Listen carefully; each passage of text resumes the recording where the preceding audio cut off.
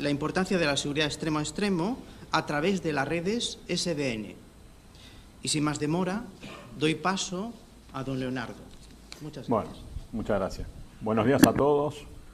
Como dice ahí, arquitecto de sistemas, ese es un nombre que abarca demasiado. ¿Okay? Hay de todo dentro de lo que es la tarea de un arquitecto de sistemas.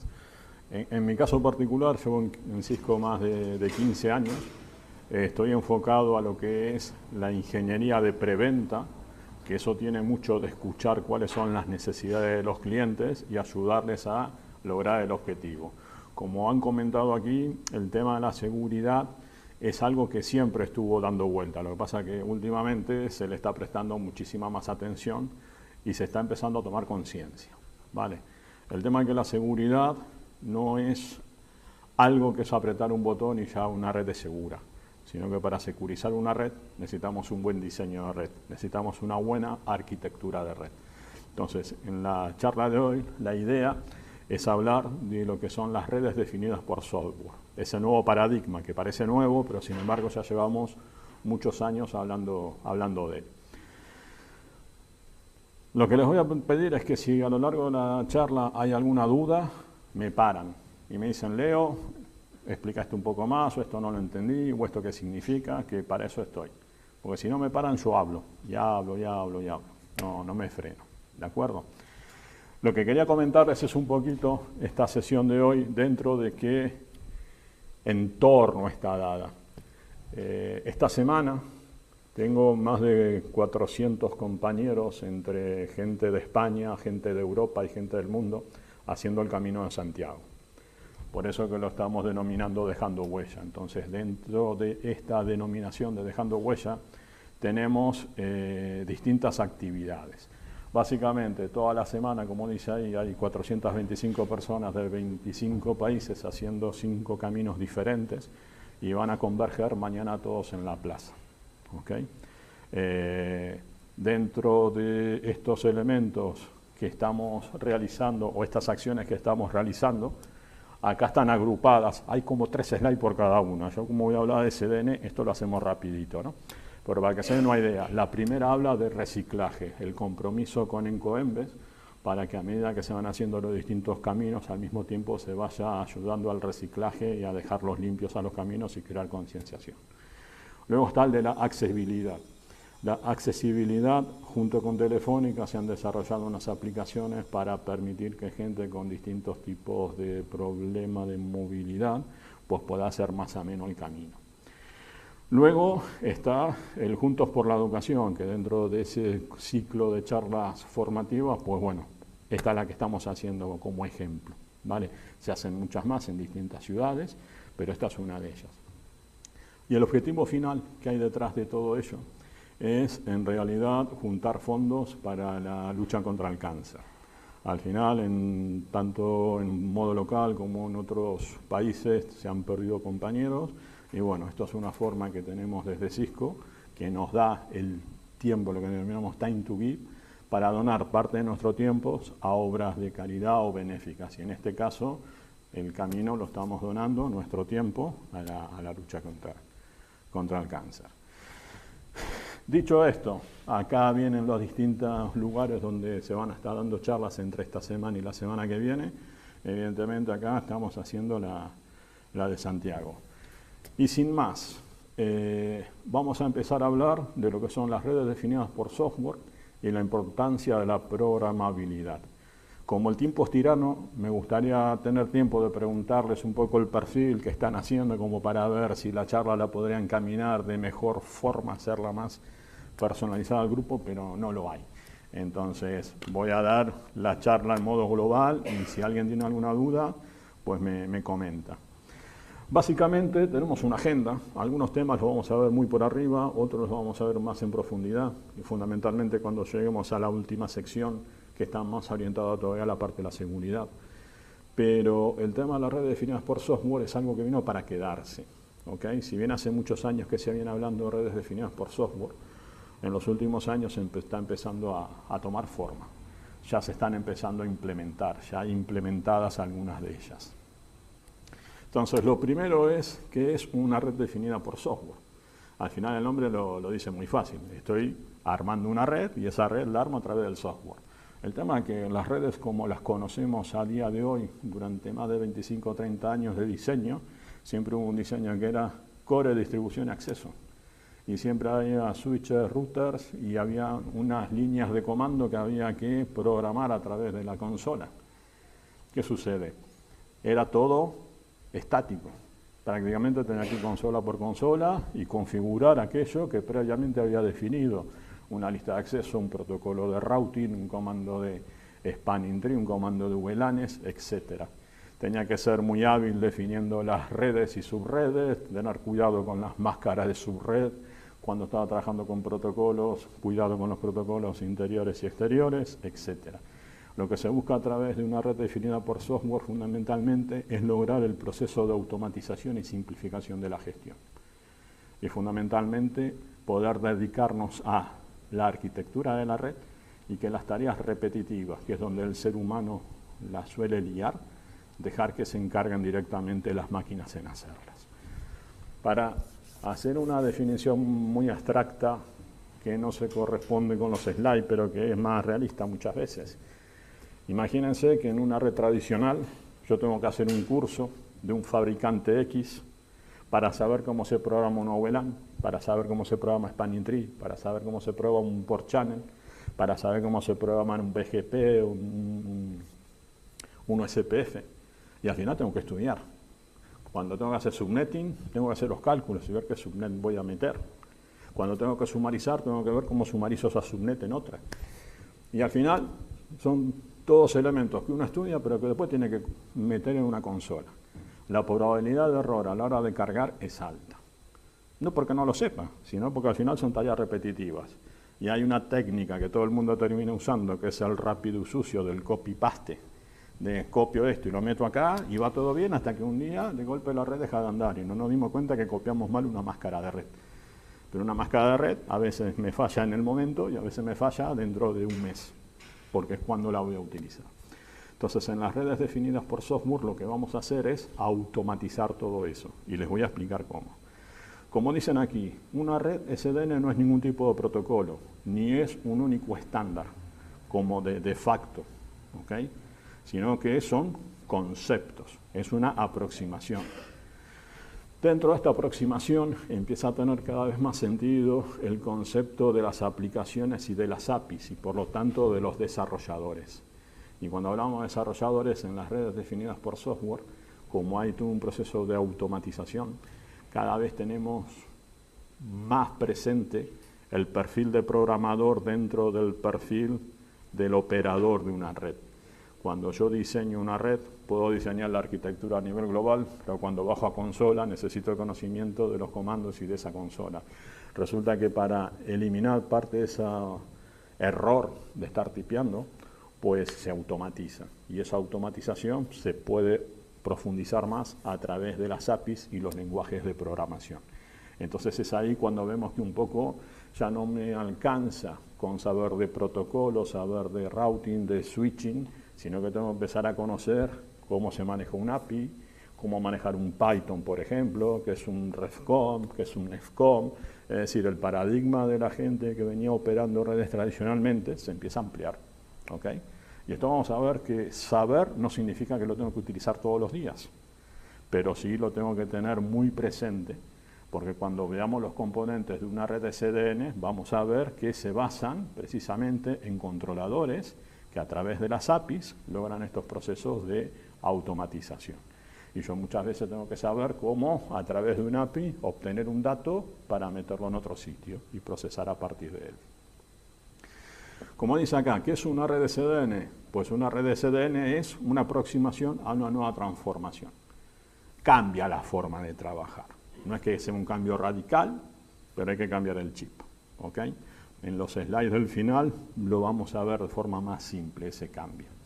Luego, va a impactar en lo que es la industria del networking, porque evidentemente cambia la forma de pensar de cómo una red se tiene que diseñar.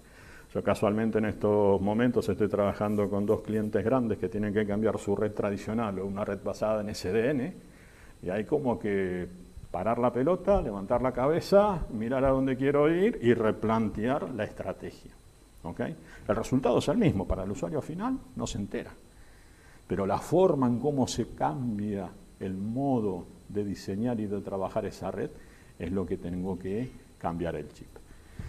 Después, básicamente, provee nuevos métodos de interaccionar con los equipos y con los servicios a través de las APIs o los controladores.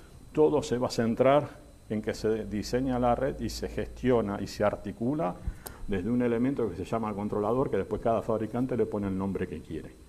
¿Okay? Ahí están los que dicen que trabajan con controladores marca blanca, es decir, que el controlador puede gestionar cualquier tipo de equipamiento y la inteligencia 100% radica en el controlador. Están otros que decimos, tengo un controlador, pero la inteligencia radica en los equipos porque es lo que está más cerca del usuario, lo que está más cerca de las aplicaciones. Y hay diferentes sabores entre si quiero toda la potencia en el controlador o necesito la potencia en los equipos donde se van a conectar los usuarios. Y evidentemente todo esto apunta a poder hacer diseños altamente escalables que permitan diseñar servicios rápidos en la red. Porque uno de los problemas que se enfrenta actualmente el mundo comercial, el de las empresas, es que todo es cambiante. Entonces, si yo necesito vender un nuevo servicio, necesito tener las herramientas que lo soporten. Y si esas herramientas que lo soportan me van a tardar más tiempo que el producto que ya tengo que comercializar, tengo un inconveniente. ¿Vale? Un ejemplo muy simple. Tengo que vender un nuevo producto, necesito aumentar la cantidad de operadores en el call center y tengo que, de la noche a la mañana, meter 40, 50 máquinas más. Pues, crear máquinas virtuales, meterlas en una VLAN, asignarlas a la operación, pues como trabajo manual lleva mucho tiempo. Si yo esto lo tengo como un servicio de consumo, que voy a un portal, digo, quiero 10 máquinas con tanta CPU que estén en tal VLAN, y que tengan tanto de memoria y tanto de disco y aprieto un botón y automáticamente las tengo funcionando, pues tengo prácticamente lo que me están pidiendo para dar un servicio on time, en tiempo real. Y ahí es donde empieza a cambiar y las redes de CDN se empiezan a generarme estas opciones, ¿no? Fundamentalmente. Pero ¿qué pasa? Tengo que crear VLANs, esas VLANs se crean en switches, esas VLANs se acceden a través de routing, entonces tengo que interactuar automáticamente con los switches, con los routers. Tengo que ir, por ejemplo, si fuera un VMware, a un vCenter, crear la máquina virtual, replicarla, distribuirla. Eso tiene que ir a su vez contra los equipos de un servidor y qué servidor voy a estar utilizando. Entonces, el hecho de poder interactuar con cada uno de estos elementos a través de las APIs, a mí me permite orquestar. ¿Ok? Entonces, para el usuario final, va a un portal y compra 10 máquinas a tanto.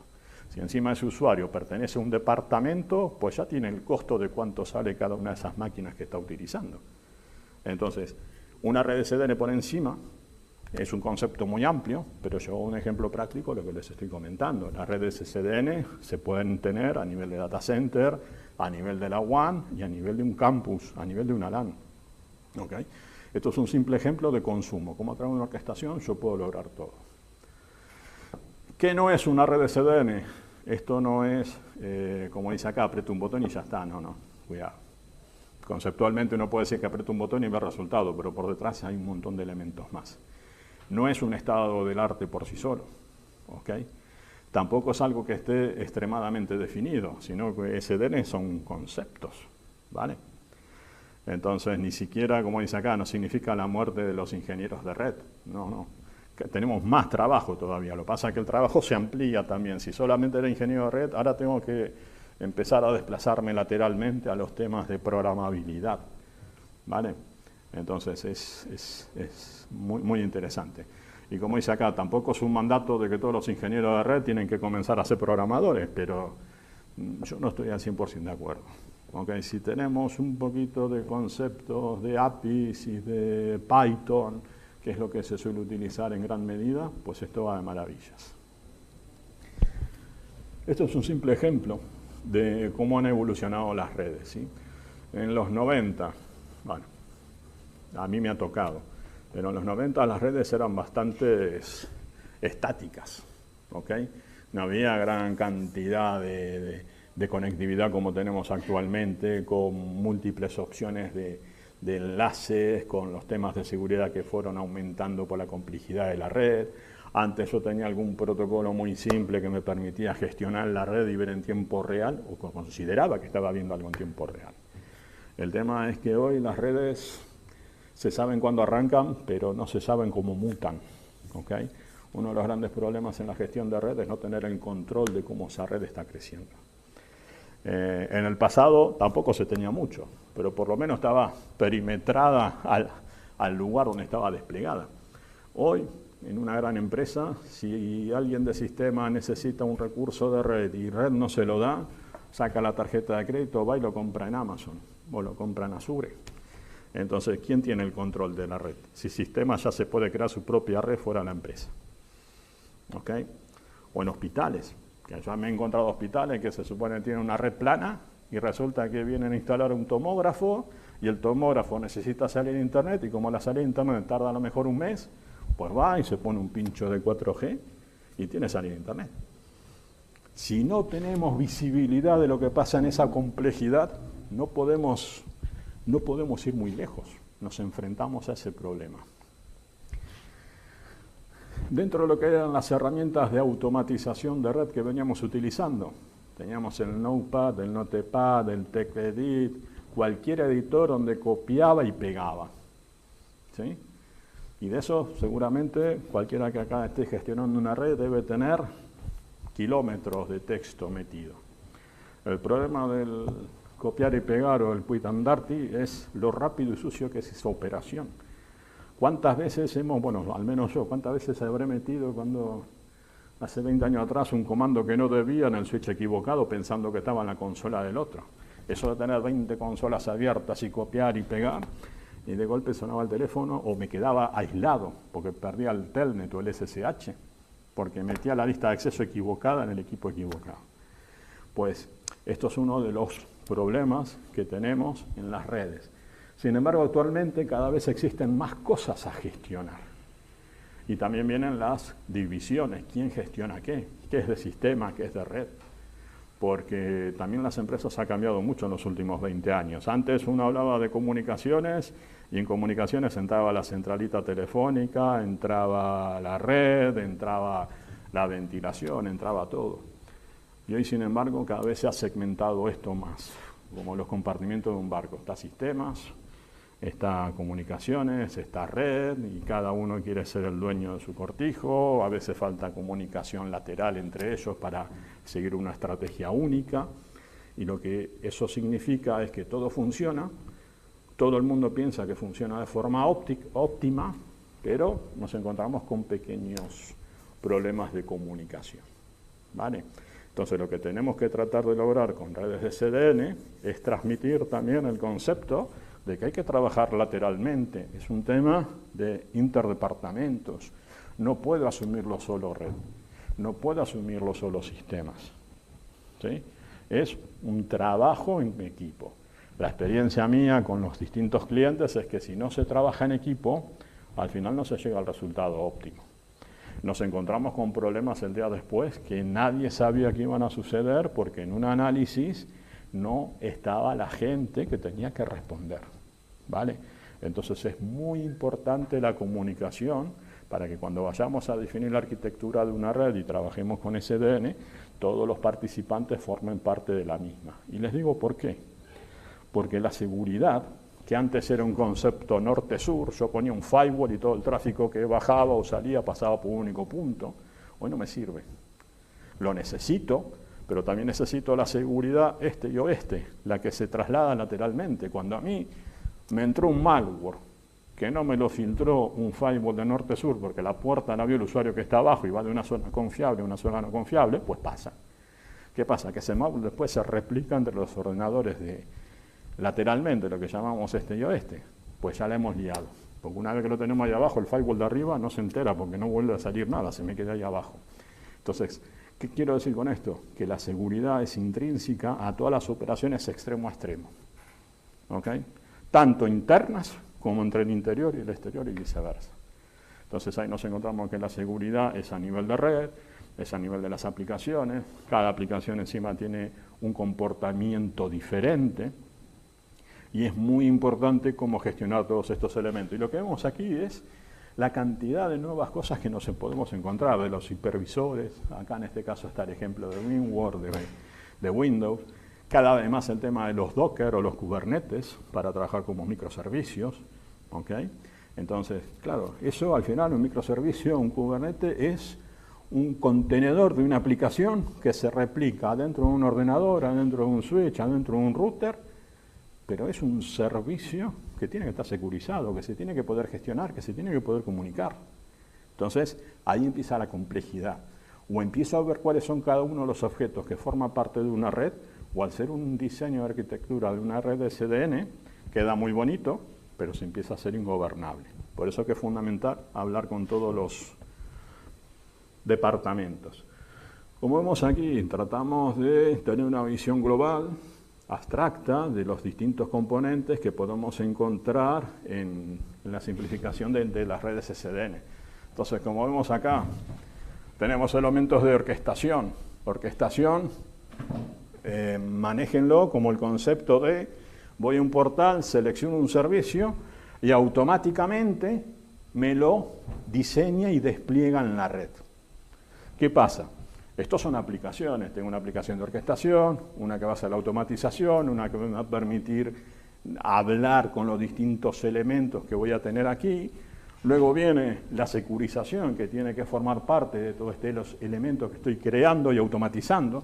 La virtualización de los servicios. Después vamos a hacer un slide que habla precisamente de lo que antes era a lo mejor un switch, un router y un balanceador, que eran 3 equipos que yo tenía que montar físicamente, pues ahora los virtualizo y es uno solo, y es un servicio virtual, que lo puedo tener on-prem dentro del mismo lugar físicamente o lo puedo tener en una nube pública.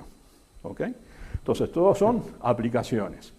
Pero otras aplicaciones por sí solas no pueden hacer nada si no hablan con el hardware. Los routers, los switches, los servidores, los hipervisores, los firewall, el wireless, o sea, por debajo sí o sí tengo una capa física que son los elementos de red. Ellos van a seguir existiendo. Pasa que estos elementos de red, cuando hablamos de redes de CDN, también tienen que tener cierto tipo de inteligencia, porque se tienen que dejar gobernar. Para dejarse gobernar, yo necesito hablar con ellos y decirles qué quiero hacer. Eso lo voy a hacer a través de las APIs. Fundamentalmente trabajando con REST API, ¿no? Que al final es un modo client-server, donde basados en métodos y en modelos, yo interacciono, le digo, dame esta información, te doy esta información, procesa esta otra. ¿Y quién se encarga de hacer toda esa gestión? El controlador de CDN, que en cada fabricante pues tiene un nombre diferente ese controlador. Después vamos a ver en el caso de Cisco cómo se llaman. Como vemos aquí, ¿cuáles son los casos más utilizados? Desde la virtualización de servicios, lo que se llaman los Network Function Virtualization, NFVs, el Traffic Engine, que es la definición de cómo voy a manipular y gestionar esos datos que van a viajar por la red, el despliegue rápido de un servicio, y para poder desplegarlo, el concepto de que tengo una red, pero me alejo de lo que es la red en sí. Estoy hablando muy alto nivel de ella. Vamos a ver algunos conceptos. Desde un punto de vista SMNP, me imagino que todos sabrán qué es SMNP. Si no, es momento de que alguno vaya a Google y busque qué es SMNP. Pero básicamente es el viejo protocolo de gestión que utilizaba a modo de keep alive, ¿no? Me traía información y yo me fijaba si tenía que levantar o no levantar una alarma. Esa información básicamente venía de unos árboles de base de datos con información que tenía cada equipo. Podía haber el estado de una interfaz, podía haber dentro de una interfaz información como si estaba levantada, caída, paquetes emitidos, paquetes recibidos, broadcast, bla, bla, bla, bla, ¿no? Las famosas tablas MIP.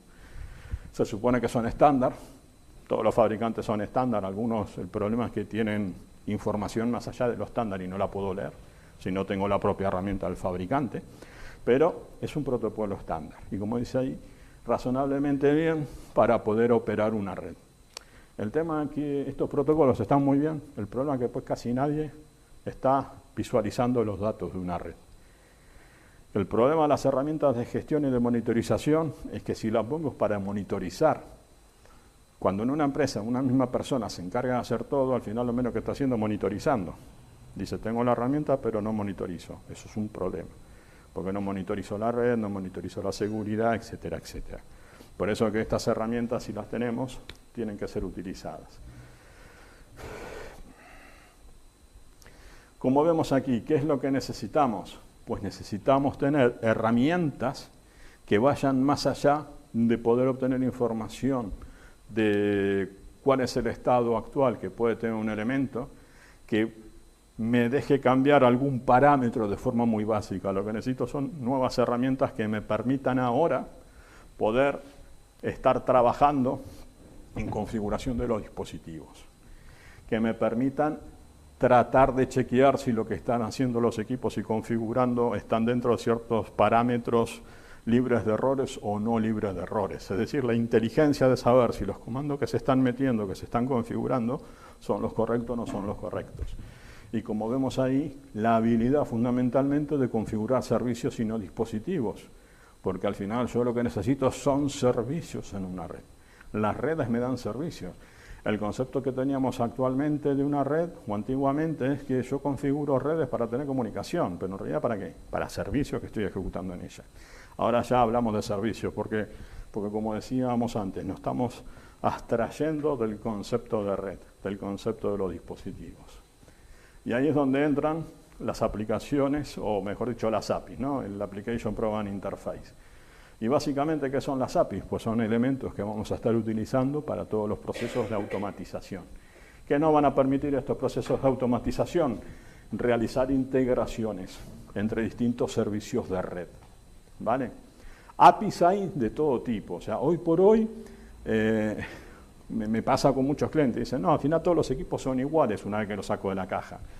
Hubo una época que sí, que todos los equipos los sacaba de una caja y prácticamente eran iguales. Pero hoy por hoy la diferencia está en cuánta capacidad de programación tienen los equipos a través de las APIs. ¿Cuánto puedo automatizar a través de ese API? ¿Vale? Un ejemplo. En nuestra línea de productos Meraki, en Meraki tenemos unas cámaras. Pues con la pandemia, a través de las APIs, se trabajó para que cuando capturaba la imagen de una persona, detectar si tenía mascarilla o no. Y con esa aplicación que se hizo a través de una integración de APIs, pues se ponían las cámaras adelante de las puertas y si la persona no tenía mascarilla, pues por más que pasara la tarjeta por el torno, no pasaba. ¿Okay? Es un ejemplo tonto de una aplicación vía un API, pero es un ejemplo real, existen muchos más. Por eso que al final la automatización y la integración vía las APIs requiere más de programación que de ingenieros de red. ¿Sí? Por eso que al final el tema de las APIs pues requiere un poco de programabilidad. Hay una aplicación muy interesante que se llama Postman, es gratuita, que eso prácticamente es un gestor de APIs que habla contra todo tipo de APIs y fabricantes. Y tiene un modelo de navegación que me permite mostrar cómo atacar un equipo, qué información puedo obtener, qué información le puedo dar, porque al final son get y put lo que estoy utilizando y delete como comandos a la hora de interaccionar. Acá tenemos las RESTful APIs o REST APIs, fundamentalmente están basadas en protocolo HTTP o HTTPS. El HTTPS es importante porque estamos hablando de comunicación securizada. Como vemos aquí, funcionalidades de alta, baja y modificación, como suelo decir, ¿no? Que me permite estar interactuando con los valores. ¿Por qué es fácil de trabajar con ellas? Porque básicamente son aplicaciones del estilo client-server. Dependiendo de en qué modelo esté trabajando, pues yo interactúo con ella. Y como vemos aquí, las respuestas, ¿sí? Pueden venir en formato HTML con modelos de JSON o de XML. Si no saben lo que es JSON y XML, tampoco es el momento de hacerse problemas, ¿eh? Ahora vamos a ver una descripción muy rápida, pero esto lleva su tiempito. Esto básicamente es cuando yo pido algo vía un API, cómo me devuelve esa información, en qué formato. Después vamos a ver que hay modelos de datos, etcétera. Modelos de datos, ¿sí? Por lo que vemos allá arriba. Modelo de datos versus protocolos de gestión como eran SMNP. Entonces, dentro de un modelo de datos lo que estoy definiendo es una estructura, una sintaxis y la forma, la semántica de cómo los datos van a ser presentados. Mientras básicamente los protocolos de gestión son primitivas de acceso remoto, o sea, primitivas remotas que me mostraban la visualización de una rama de Namib, nada más. Como vemos aquí, el concepto de data model es algo bien consistente y completo, está bien definido y muy bien estructurado. Pero la principal diferencia, no me acuerdo si hay un slide o no, es que los protocolos de gestión, como es SMNP, es un protocolo basado en UDP. Los protocolos de UDP, como bien sabrán, son protocolos no orientados a la conexión. Con lo cual yo a lo mejor mando un dato y si del otro lado no me dicen que lo recibieron, pues yo ni me entero, no vuelvo a mandarlo.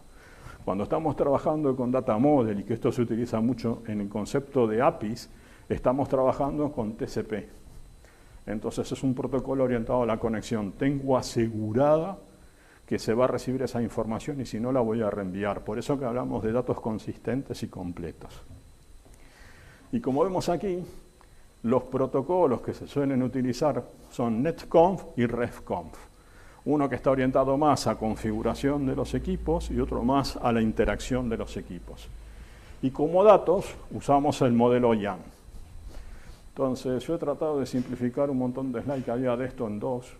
Uno que habla de que RESTconf, como dice ahí, es un protocolo basado en HTTPS, es decir, que es seguro, y que me permite programar las interfaces accediendo a los datos a través de un modelo de datos definido por YAN. Estoy diciendo que esto me permite acceder a los equipos y configurar una interfaz. ¿Y por qué les digo que esto es importante? Hoy por hoy, en una red basada en SDN de nuestra compañía, de Cisco, cuando yo tengo que brindar seguridad, no trabajo más con direcciones IP. No hablo más de cuál es la interfaz que tengo que configurar. Hablo de a qué grupo pertenece el usuario que se ha validado y que me le despliegue donde haga falta. Y es el controlador el que se encarga a través de estos elementos de acceder a las interfaces, de poner las IP que tenga que poner, de poner los grupos que tenga que definir, etc. Yo desde un controlador trabajo con unos objetos que les defino unas propiedades y les defino cuál es la acción que tiene que hacer. Aprieto un botón, va y me programa todo. Pero todo arranca acá, en trabajar con estos modelos, como puede ser RESTconf, que como vemos aquí, el transporte HTTP, en realidad es HTTPS, recuerden, las operaciones, las acciones que se pueden tomar, y por último, el contenido, y el contenido basado en XML o JSON. XML es más pesado que JSON, JSON suele ser más el estándar, XML viene muy de atrás, hay mucho en XML todavía, pero la estructura y el peso de JSON lo hace mucho más simple. Luego tenemos netconf, que esto, como vemos aquí, es un protocolo de configuración de red y es basado en SSH. SSH que es también seguro, SSL. Es decir, que tanto RESTconf como netconf tienen ambos dos las capacidades de permitir de forma segura su trabajo. ¿Qué pasa? De la misma manera que RESTconf estaba altamente integrado con JSON, este está altamente integrado con XML. ¿Okay? Cuando uno está haciendo programación a través de netconf, pues es XML el protocolo, digamos, reina, o el formato reina, cuando voy a estar trabajando con él en los datos. Y acá, para que se den una idea, cuando hablo de JSON y hablo de XML, ¿de qué estoy hablando? Estoy hablando de una estructura. Entonces, como vemos ahí en JSON, estamos hablando de una estructura que estoy definiendo una dirección IP, una máscara de red, un nombre de puerto, una descripción, y esas son las variables que yo después voy a meter en las distintas interfaces donde me haga falta aplicar esto. En el caso de XML, estoy haciendo lo mismo, pero la estructura es diferente. Al final, cuando uno trabaja, define si es XML, si es JSON. A veces los puedo definir yo, porque están ambos dos.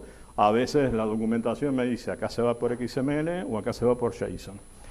Y luego el YAN, que es el modelo, el PYAN es precisamente una librería para Python, pues que me está diciendo la estructura que tengo que estar utilizando y los valores. Entonces, generalmente desde YARN, a través de Python, leyendo un JSON, un XML, es como puedo hacer una distribución. Prácticamente hoy por hoy, dentro de Cisco, prácticamente toda la línea de los Catalyst 9000, que son switches, o de los routers 8000 y otros modelos más, igual que las controladoras wireless, todas tienen embebido el Python. Es decir, que yo si quiero, desde la propia consola del equipo, puedo ejecutar por Python un script y decirle, tráeme todos los equipos o todas las interfaces que tengan conectados estas Mac. Y puedo tener una tabla de Mac metido en un archivo JSON que la leo, la pasa, la busca y me trae el resultado. Lo puedo tener en XML si quiero, en otro JSON, y después por HTTP lo puedo poner en un portal. Y todo eso a través de APIs. Lo que pasa es que las APIs embebidas con Python. Y ahí es donde viene el jueguito, ¿no? ¿Y por qué digo que esto es interesante? Porque todos esos procesos que ahora un operador de red los hacía manualmente, uno a uno, o escribiendo un script, en el mejor de los casos, ahora lo puedo hacer a través de programación y automatizando cientos de tareas repetitivas. ¿De acuerdo?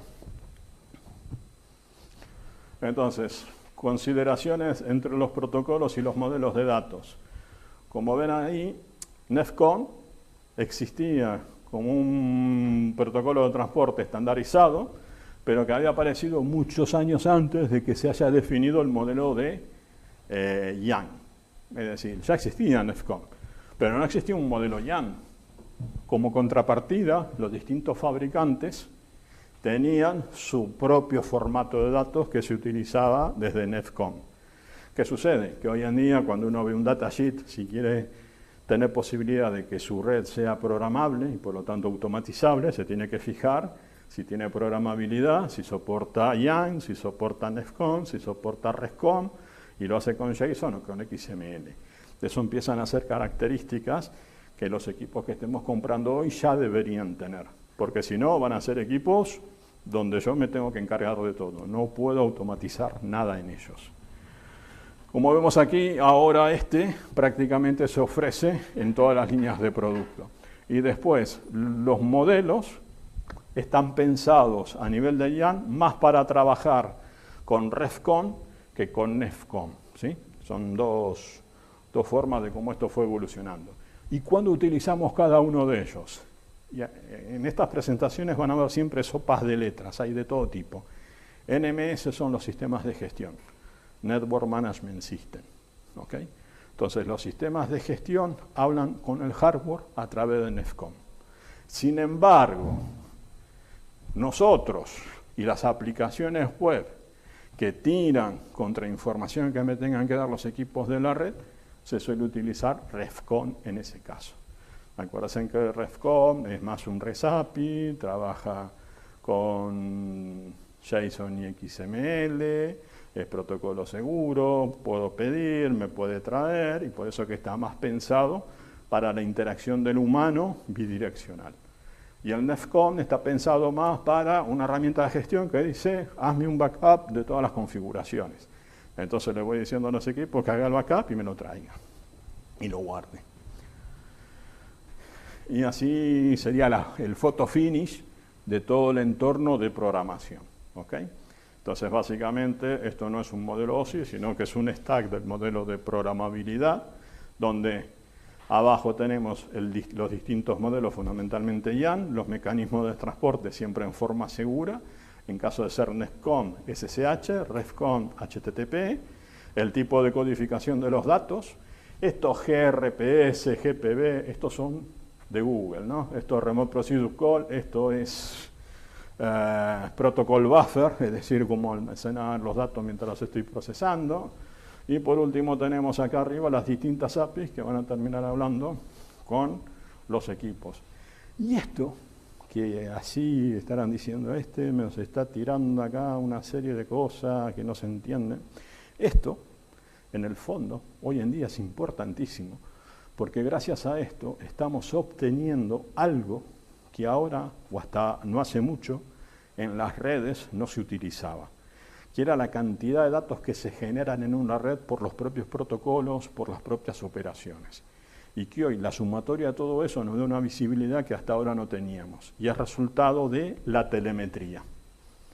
Hoy, cuando hablamos de una red, más que estar gestionando si una interfaz está caída o una interfaz está bajada, estamos orientados a la telemetría de los datos de la red para no solamente saber cómo está la red operando hoy, sino saber cuándo un equipo va a haber que cambiarlo porque ya no cubre las necesidades básicas. Me va a permitir saber por qué un usuario hace 3 días tuvo un problema, cuál fue ese problema y cómo se tiene que resolver. Y gracias a esa telemetría, que al final lo que termina haciendo es gestionando una gran base de datos, donde está todo correlacionado, me permite a mí desplazarme en el tiempo para resolver los problemas y aplicar inteligencia artificial vía Machine Learning y resolverme los problemas que tiene una red en gran medida. ¿Ok? Entonces ya prácticamente no sé qué hacemos. Lo que tenemos que hacer es dedicarnos a crear redes cada vez más confiables y seguras. Porque todas esas tareas repetitivas que nos consumían gran cantidad del tiempo, ahora se hacen solas. Ahora, señores, en el fondo, esto sigue siendo una caja negra. Depende de lo que le metas, lo que le voy a sacar. ¿Vale? Si yo no sé cómo funcionan las redes, de nada me va a salvar la telemetría. Si yo no sé cómo trabajan los protocolos, si tengo un error en una interfaz y la telemetría me dice, fíjate tal cosa, pues de nada voy a saber para qué me lo está diciendo. Esto no es como decía antes, que es el fin de los ingenieros. No, no, no. Dejamos de trabajar en tareas repetitivas de gran consumo de tiempo y nos dedicamos a la disponibilidad de los servicios, a estar al mismo nivel de velocidad que los departamentos de productividad. Sacamos un producto nuevo, pues ¿qué servicio tiene que tener la red para que ese producto pueda estar en la calle rápidamente? ¿Vale? Eso es lo que se esconde detrás de todo esto. Y acá empieza la parte buena. Como vemos aquí, la telemetría históricamente venía del SMNP, NetFlow. NetFlow era un protocolo que lo que hacía era visualizar los flujos de origen a destino en distintas capas, entonces me podía decir quién hablaba con quién y con qué aplicación. Y luego viene todo el modelo de datos que empieza a generar telemetría que obtengo a través de distintos protocolos. Esto ya me anticipé anteriormente, pero básicamente la gran ventaja es que todo el nuevo modelo de gestión de datos que te deriva en telemetría me asegura que esos datos son reales, que han llegado todos. Evidentemente, si alguien viene y cortó los cables, no va a llegar nada. Pero si lo que yo estoy teniendo es un problema en un momento dado de retransmisión, un paquete venía por UDP, lo perdí. Los paquetes vengan por TCP, los voy a tener securizados. Me va a volver. Respecto a los NFV o los servicios o las funciones de red virtualizadas, básicamente lo que me va a permitir es crear un conjunto de aplicaciones que sean completamente confiables, completamente seguras, que sean independientes de la plataforma de hardware que esté utilizando. ¿Por qué digo esto? Porque al final, cuando hablamos de virtualización de servicios de red, lo que estoy virtualizando son routers, firewalls, controladores wireless, controladores de optimización de ancho de banda, etcétera. ¿Que dónde lo voy a poder ejecutar? Evidentemente, estamos hablando de equipamiento nuestro, pero yo ahora tengo, por ejemplo, acá una caja, ¿sí? Lo que ahí se llama NSS.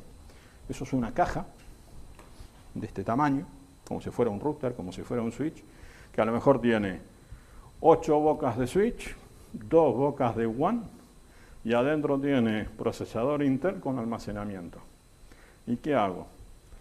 El software de un switch, el software de un router, el software de un firewall, el software de una controladora wireless, es software. Lo compilo y lo ejecuto en distintos contenedores que están virtualizados. Esos contenedores son aplicaciones virtuales. ¿Y con qué interactúan después? Interactúan con los distintos puertos que pueden ser de WAN o que pueden ser de LAN.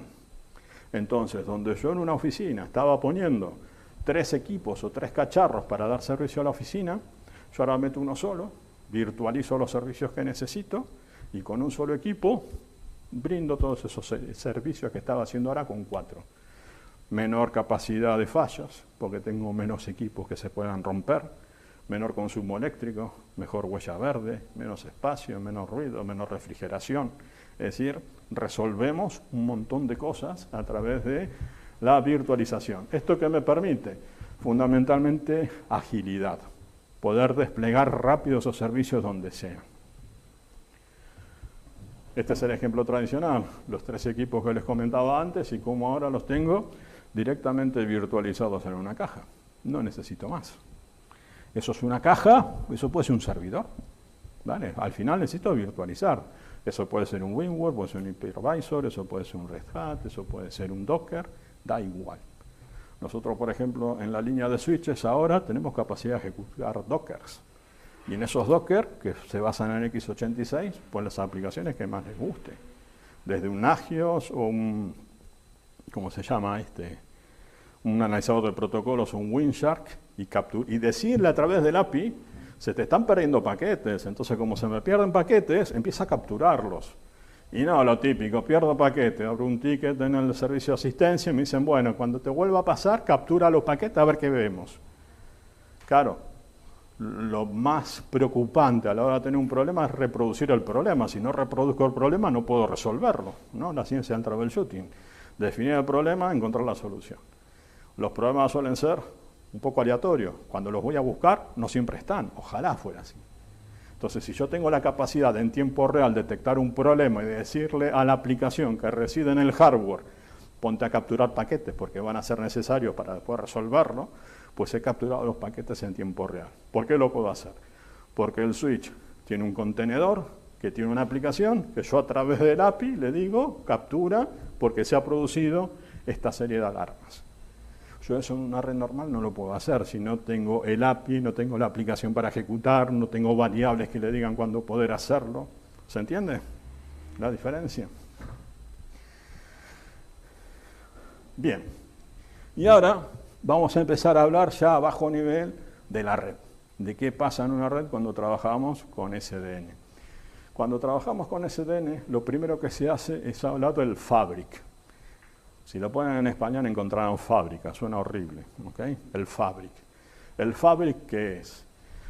Básicamente el fabric es un overlay. Generalmente cuando estamos trabajando en el mundo SDN yo trabajo con un underlay y con un overlay. Entonces lo primero es entender qué es el overlay. Como dice acá, un overlay de red es una topología lógica utilizada para virtualmente conectar los dispositivos construidos sobre una topología física de forma arbitraria. Esto que ven aquí es un diseño de red tradicional. Tengo endpoint, tengo switches de acceso, que para llegar a estos otros equipos que están aquí, lo hacen a través de un camino de nivel 3 que me lo definen los routers, ¿sí? Cuando yo creo un fabric, cuando creo un overlay, lo que estoy haciendo es, todo lo que hay acá, lo virtualizo. Ya veremos cómo. Y lo único que voy a tener en realidad es esto. Voy a tener 3 switches. Y lo que voy a conectar entre el equipo de acá y el equipo de acá, en todos los casos, tiene un solo camino. Un único camino, punto a punto. Como tengo un único camino, eso parece a simple vista una red plana. Beneficios de eso, olvídense de spanning tree. No existe más el toca de las narices del spanning tree. ¿Okay? Es todo plano. ¿Por qué logro eso? Porque sigo teniendo un underlay, que es esto que está aquí abajo. Ejemplos de redes de overlay, GRE, MPLS, IPsec, CAPWAP, que es los protocolos que crean el camino a nivel del wireless, etc. Pero en realidad eso lo logro porque tengo un underlay. Y en ese underlay sigue existiendo. Porque yo les dije que el overlay, ¿sí?, es algo virtual. ¿Que se basa en qué? Se basa en un underlay que tiene aquí, como vemos, el control plane del underlay. Y ese control plane se va a encargar de, entre el punto A y el punto B, buscar siempre el camino alternativo más rápido que me esté ofreciendo. Como ahí suele haber un nivel 3, y tiene que haber un nivel 3, que puede ser OSPF, ISIS, el protocolo que se les ocurra, pues siempre voy a tener un camino hacia el destino. Por lo tanto, ahí no existe tampoco spanning tree, porque a nivel de underlay es todo puro nivel 3. Y lo que estoy teniendo en el overlay es un protocolo de encapsulamiento extremo a extremo. Entonces, como vemos aquí, tenemos los Edge Device, que esa es la denominación que tienen ahora los switches, en el caso de definir un underlay. Subo los equipos de Edge Device, que son los switches, a la capa de arriba y virtualizo esa conexión creando un overlay control plane. Acá podemos estar utilizando para establecer los extremos que son temporales, un protocolo como puede ser VXLAN, que lo que me dice VXLAN a través de otra cosa es un usuario en qué switch y boca está y el destino que quiere alcanzar en qué switch y boca está. Y a partir de ahí crea un túnel que dura lo que dura esa sesión. Terminado de transmitir la información, desaparece. Pero siempre es un camino extremo a extremo. Entonces, de esa manera, yo hago mucho más fácil el concepto de construir la red, porque tengo un overlay. Entonces, como tengo un overlay, dentro de ese overlay, yo si quiero, como es plano, puedo tener una VLAN de /8 para todo, o puedo tener tantas VLANs como quería en el pasado. Y después vamos a ver eso, cómo se resuelve.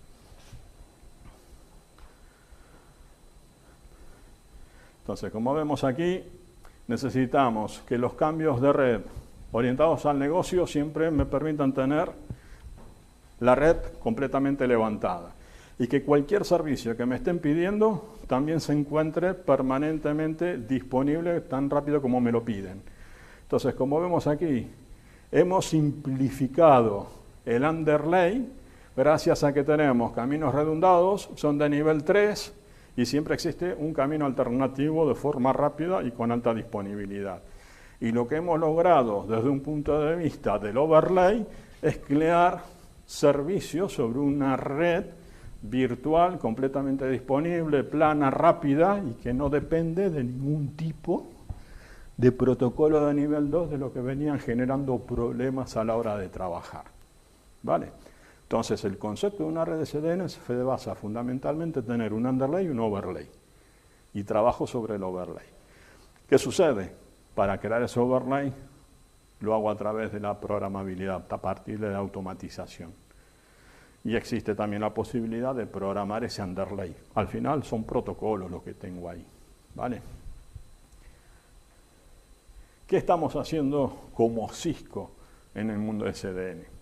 Pues en el mundo de CDN nosotros nos hemos quedado con la palabra de Software Defined, SD, y la hemos llevado el SD al acceso. El acceso que es las redes campus, las redes LAN. Hemos llevado el SD de red definida por software, ¿a dónde? A la WAN. Y por último, al data center. En realidad este está al final, pero esto fue lo primero en que empezamos a diseñar. Nuestra primera red definida por software fue la denominada red de SASE para data center. Lo que pasa es que cuando esto se definió no existía el concepto de SDN de forma masiva. ¿Ok? Estamos hablando de casi 8 años atrás. En cada uno de ellos tenemos el concepto de controlador. El concepto de controlador acá se llama DNA Center, acá se llama vManage y acá se llama APIC. ¿Ok?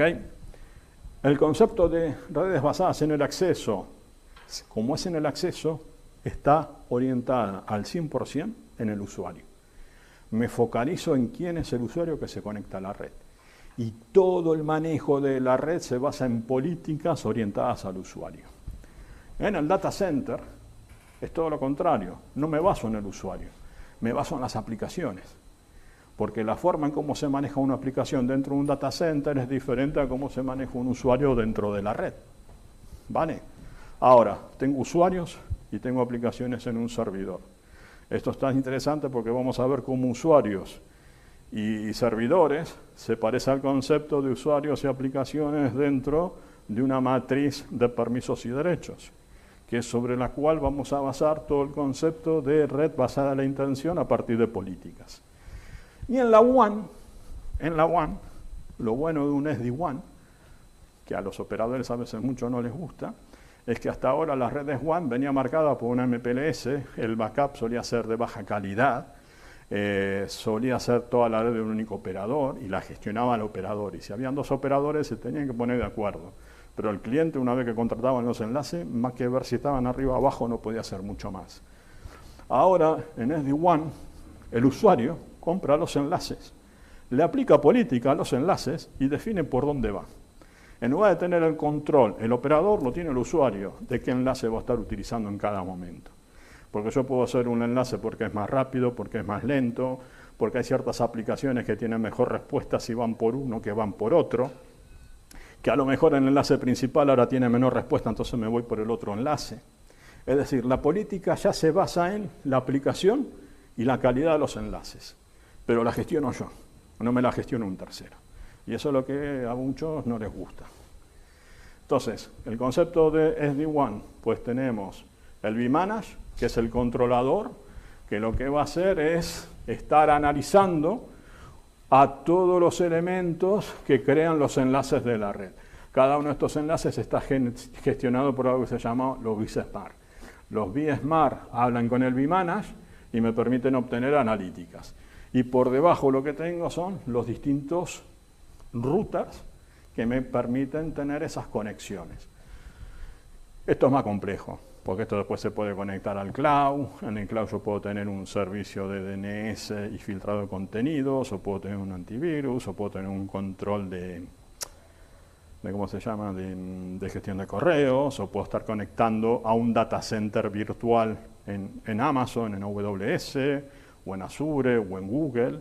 Y una vez que yo creo esas conexiones a través de la política de la WAN, pues puedo empezar a hacer más cosas. Como vemos aquí, tengo el vManage, donde yo hago la política de routing basada en el comportamiento de las aplicaciones. Entonces yo defino en el comportamiento de las aplicaciones cada camino que necesita una aplicación para ir entre un origen y un destino. ¿Qué política le doy? Una latencia menor a 150 milisegundos, una pérdida menor a 2% de paquetes, un jitter menor a 10 milisegundos. Y sabiendo que una aplicación en particular necesita ir por un enlace que tenga esas características, pues como yo estoy monitorizando en tiempo real todos los enlaces en cada uno de los orígenes y destinos, yo soy predictivo, yo sé cómo está funcionando cada enlace en tiempo real. Entonces digo, bueno, esa política a lo mejor me va mejor en el enlace de 4G. Pero esto está en el medio de la montaña, vino una niebla, pasó X y paso ahí por el internet.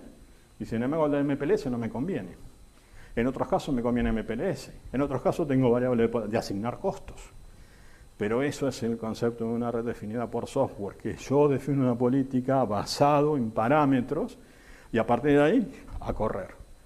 Y yo lo que hago es cambiar la política, no toco nada en los equipos, porque lo que hay que tocar en los equipos lo hace el controlador. Eso de ir y cambiar QoS, no hay nada peor que configurar QoS. Porque si encima tengo equipos de distintos fabricantes y dentro de un fabricante de distintos modelos, no hay dos comandos iguales. Y cada vez que cambio una política QoS tengo que ir a todos los equipos a cambiarla. Acá nos olvidamos, porque es el controlador el que se encarga a través de la automatización de cambiar toda esa política en todos los equipos.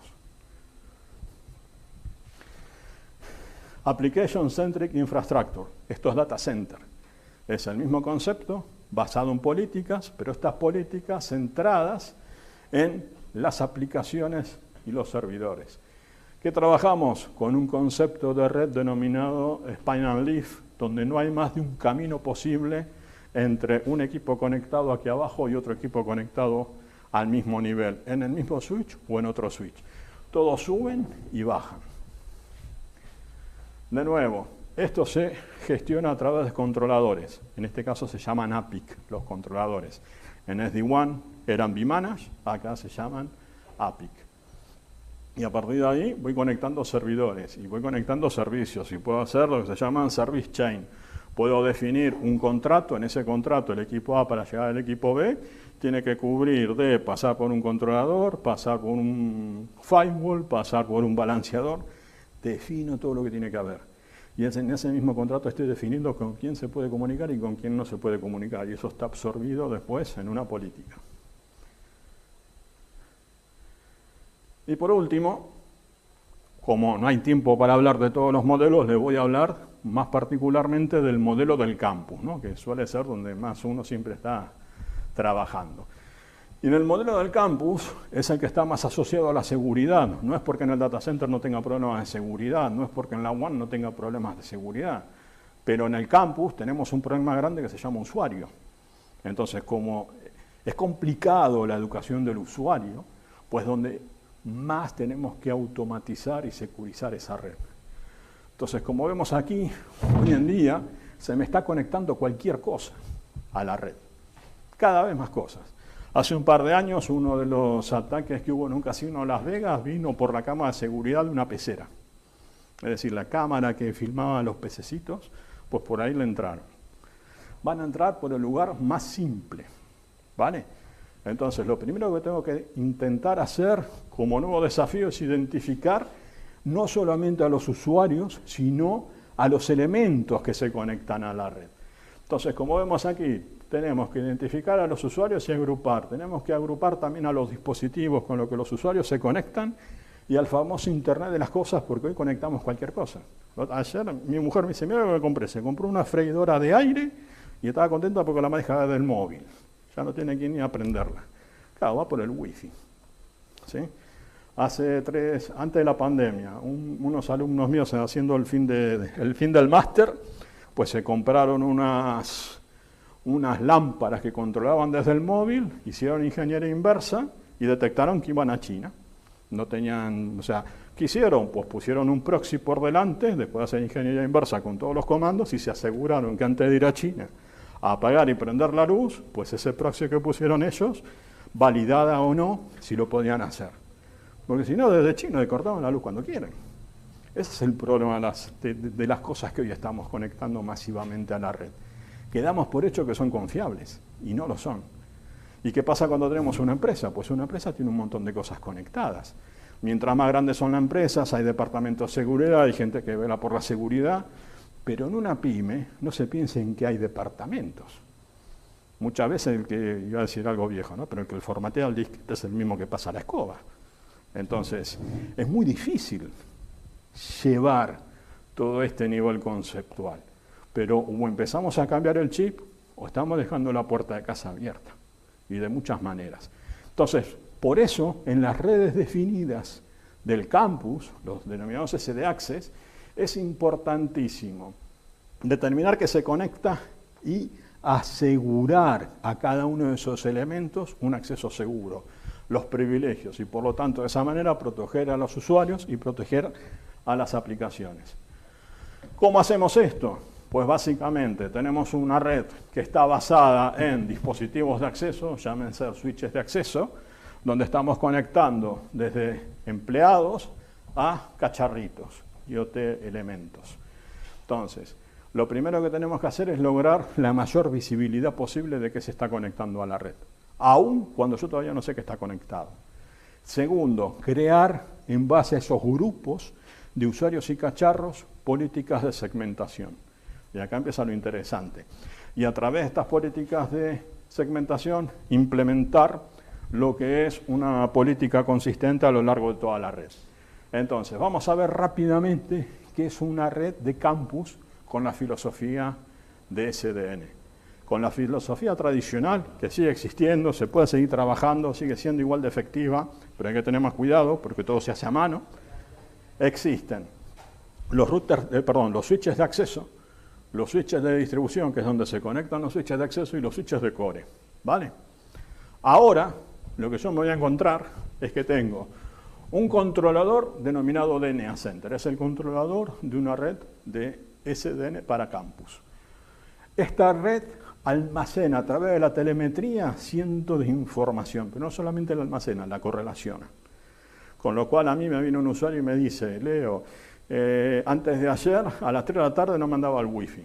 Y ahora me funciona, listo, ya está. Anda a saber qué pasó hace 3 días. Porque si te funciona ahora, te tenía que funcionar hace 3 días. Pues la analítica del controlador me permite viajar en el tiempo. Me permite ir a hace 3 días, a la hora de su usuario, y ver cómo estaba el entorno radioeléctrico. Si había mucho ruido, si había muchas interferencias. Si el DHCP me estaba dando IP, porque a lo mejor no me estaba dando IP. Si el NAC me estaba autenticando, porque a lo mejor el NAC era un momento que estaba caído. O sea, me da una foto real del momento en que ese usuario estaba teniendo un problema, cosa que hoy es imposible hacerlo de otra manera, ¿vale? Pero no solamente eso, como acá yo tengo el ISE, esto es el Identity Service Engine, es el nombre comercial de nuestro NAC, el ISE me permite validar por dirección MAC address, me permite validar por 802.1x, que es nombre de usuario y password. Hoy por hoy, 802.1x debería ir a misa, ¿vale? Entonces, si yo cada vez que pincho algo en estos switches de acceso, estoy validando por la MAC address, o estoy validando por un perfil de tipo dispositivo, o estoy validando por 802.1x, que es nombre de usuario y password, pues ya sé quién se está conectando. Y si sé quién se está conectando, le voy a poner una etiqueta de color. Esa etiqueta de color, rojo, verde, amarillo, azul, es el equivalente a decir administración, docentes, alumnos, enfermeros, médicos, es decir, es una etiqueta, ¿sí? Para ver acá fácil de colores, pero a la hora de estar configurando son departamentos. ¿Y cómo serán esos departamentos tan normales que suelen ser los mismos departamentos que las empresas suelen tener definidos en sus Active Directories, en sus LDAP? Y acá empezamos con los problemas. No hay normalización en muchos lados de LDAP ni de Active Directory. Es más, puede ser una empresa grande que hayan 2 o 3 Active Directories o el mismo Active Directory llevado por sistemas y por red y no se ponen de acuerdo en cómo estructurar un único árbol. Y ahí empiezan los primeros problemas de seguridad, que no hay una normalización del LDAP o el directorio activo. Eso es lo primero que hay que hacer. Antes de ponerse acá, hay que ir a lo más básico, normalizar ese LDAP, normalizar ese directorio activo. Entonces, cuando ese usuario se conecta acá, ya le pongo una etiqueta. A su vez, fíjense que acá, en modo grisáceo, hay una serie de switches que los llamamos nodos intermedios del underlay. Eso es el underlay que vimos al principio, que era todo nivel 3.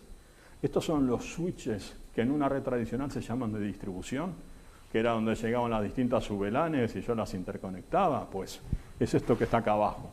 Ya no lo denomino. Y acá arriba tengo los switches que son de core, que tienen el concepto de control plane y de border plane. Básicamente se encargan de, a través del protocolo LIS, saber dónde están todos los equipos y switches conectados y mantiene una base de datos. Y a través de VXLAN me permite establecer túneles entre cada uno de los elementos que se quieren conectar. Entonces, ¿cómo funciona esto? Cuando un usuario se va a conectar, yo le estoy diciendo a qué grupo pertenece. Entonces, sí o sí, cada cosa que se conecta a la red tiene que tener su identificador. Y eso es básico. Con esos identificadores yo ahora puedo empezar a trabajar con procesos de micro y macro segmentación. Microsegmentación, ¿qué es? Acuérdense que yo ahora en el overlay es una red plana, que yo les dije que podía trabajar con una sola VLAN, con máscara de 8 bits,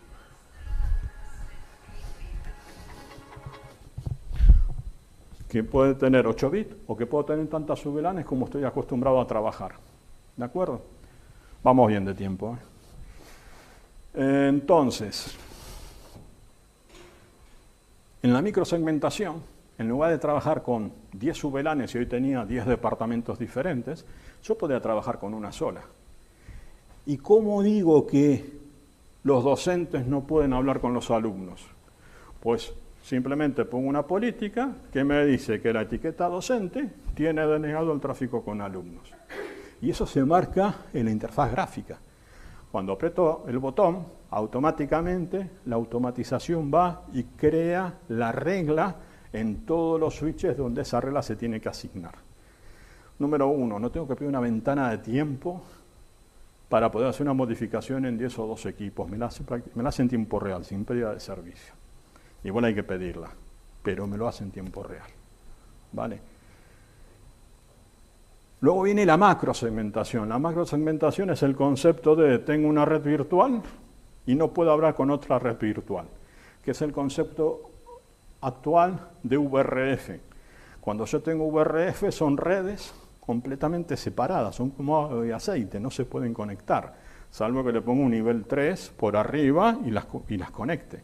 Entonces, Yo pudiera tener hoy en día, a lo mejor se trabaja mucho con 3, 4 VRFs, una, no sé, tráfico interno, tráfico externo, visitas, y yo quiero que no se toquen en ningún punto.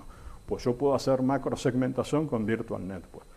Pero la verdadera revolución, y es donde cuesta mucho entender a la gente cuando vamos con el cambio, es que donde yo tenía 10 o 12 VLANs, ahora con 2 ya lo tengo resuelto. Porque digo, exterior, interior, como macro. Y como micro, pues defino los grupos y si quiero dejo uno separado. Entonces ahí viene la verdadera simplificación. Pero fíjense, ¿dónde arranca todo? Todo arranca en la definición de la etiqueta. Y la definición de la etiqueta arranca en el proceso de autenticación. Por eso hay muchos clientes que quieren hacer estos cambios. La primera pregunta es, ¿cómo tienes el directorio activo?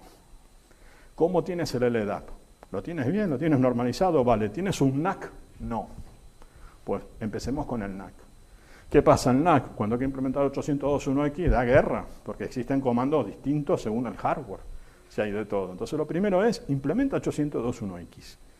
Cógete un par de equipos que representen a toda tu infraestructura de red y lo pruebas ahí. Y una vez que lo prueban ahí, vamos al próximo paso, que es empezar a hacer la red definida por software. Pero el NAC y la normalización de los datos es el primer paso por el que hay que pasar.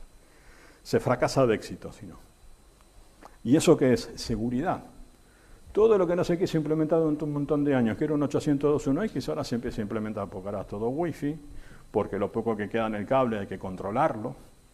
Yo me acuerdo hace 15 años atrás, si hubo un hotel, me pinchaban la red de la habitación y en el 90% de los casos accedía a las listas de boda que había en ese hotel, porque estaba todo abierto. Hoy ya no. Ya no se dejan los puertos abiertos de los switches. Pero eso que tiene que ser una best practice todavía no se implementa en muchos lados. Lo último que hay que dejar son los puertos de un switch abiertos a que se conecte cualquiera. ¿Cuál es la forma? 802.1x. Me pincho y dime quién eres. Si no me dices quién sos, te pongo en cuarentena. Y ahí viene una segunda derivada de este tipo de red. Como yo tengo control sobre el desplazamiento lateral, si yo detecto que hay un malware, automáticamente ese puerto que tenía la etiqueta del usuario, lo reescribo con una etiqueta a nivel de puerto que la llamo roja o cuarentena. Y a partir de ahí, ese puerto no habla con nadie, porque eso lo defino en la política. Pero ¿cuál es el tema? Que en una red tradicional tendría que ir a mano por cada switch y cada puerto a reprogramarlo. Ahora esto lo hace solo, automático. ¿Ok? Como vemos aquí, antes de SD Access, la política había que repetirla tanto a nivel de una red de cable como una red de wireless. Ahora, como el wireless y el cable es todo lo mismo para mí, porque son todos elementos del mismo fabric, pues hay una política para todo el mundo. No tengo que definir dos políticas. Más políticas tengo, más posibilidad de tener una política mal escrita. Entonces, ese es otro tema importantísimo. Desaparecen los problemas de roaming a nivel 3, porque estoy todo en el mismo plano. No he cambiado de plano. Y no tengo que preocuparme más en la IP. Viene un usuario y me dice, no me puedo conectar. A ver, decime cuál es tu IP. Un usuario, ¿por qué tiene que saber cuál es la IP? A mí me preguntan por mi móvil, tampoco sé cuál número tengo. Me tengo que fijar. Con la IP pasa lo mismo.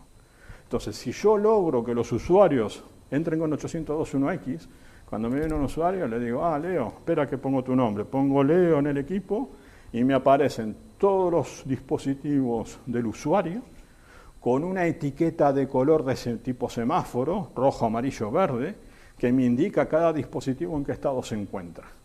Y me pone la línea temporal que me permite ir al momento en que esos dispositivos estaban en rojo o en amarillo y tratar de resolverlo.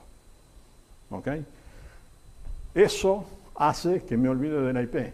Como vemos aquí, si yo implemento SD Access, tengo una política consistente, no tengo ningún problema con los tráficos y los flujos y me olvido de dónde estoy conectado o cómo estoy conectado. Que es un poco lo que figura acá, ¿no? Antes tenía que crear VLANs basadas en dirección EDP, crear las ACLs, distribuirlas en los distintos equipos que hacían falta Ahora no. No hablo de VLANs, no hablo de subnet, porque hago microsegmentación basada en la etiqueta que le pongo al usuario en el momento de la autenticación. Política consistente para todos y puedo estar identificando qué es lo que está pasando con el tráfico de esa política. Y esto es un poco el concepto final, ¿no? Yo estoy permanentemente identificando los elementos, a qué grupo o contexto pertenece basado en su etiqueta. Cuando quiero establecer una comunicación, yo digo, ¿qué política tengo? Digo, cámaras, ¿puedo hablar con los servidores de log? Sí. ¿Puedo hablar con los servidores de media? Sí. ¿Puedo hablar con los empleados? No. Entonces, estos son los tráficos. ¿Qué demonios hace una cámara intentando acceder al ordenador de un usuario? No tiene que poder acceder. Entonces, simplemente tengo una política. ¡Pum! Ya no accede. Y el usuario tampoco tiene por qué acceder a la cámara. ¿Es bidireccional o no?